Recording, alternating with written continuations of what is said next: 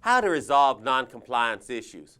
First of all, recognize that you have non-compliance. You're monitoring. If multiple non-compliance issues exist, prioritize the issues based upon the severity of the security threat to the organization. You did a business impact analysis. You did your assessment.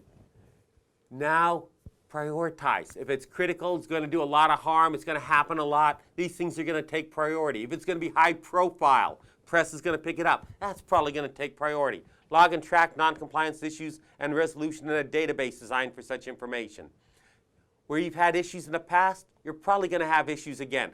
People didn't care about that policy, they weren't following it, you find some way to try to enforce that policy, they'll find new ways around it. Log it. Look at how you come about resolution and monitor who's the most non-compliant, people who are willfully choosing to go around it because they're probably your bad apples. Secure the organization's information systems, put in proper controls, address current non-compliance issue to bring the issue into compliance. Do a gap analysis. Look where your deficit, apply controls, come into compliance. Determine the failure in the information security strategy and take steps to correct it. A lot of these failures, and I know this is not going to be popular to the guys at the top, but it's a management issue. Management has not made known to people the importance of following policy. And people will generally follow policy if they see a reason to do so, outside of you'll lose your job. We'll fire you if you mess up, you don't do this. Okay, Theory X management has its place, but it's usually not the most effective and doesn't exactly help productivity. We want people to understand. People will generally do the right thing, and you'll get much greater compliance. So make sure awareness is there. Make sure management is actually monitoring it.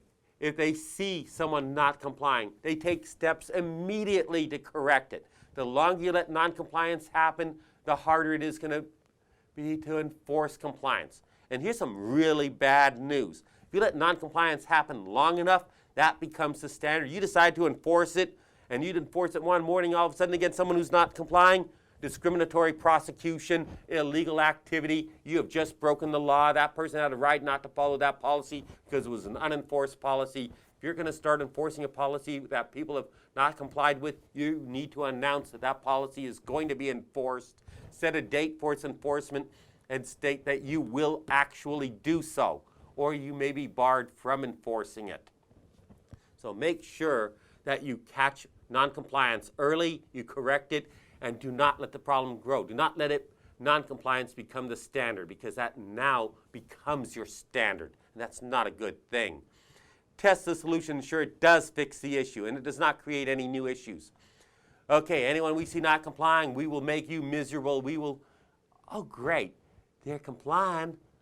You fix the issue, but now no one gets any work done because they absolutely hate the place they work in. Make sure you find a resolution that actually fixes it and fixes it in a positive manner. Revise the solution as needed based on testing.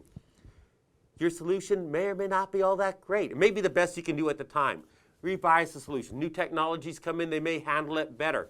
New concepts come in, competition, other people in your industry will face much of the same issues. They'll face the same things, people not doing it. Look how they fix it. If they have found methods that work, adopt them. Revise yours to get greater compliance and greater beneficial results in a cost-effective manner.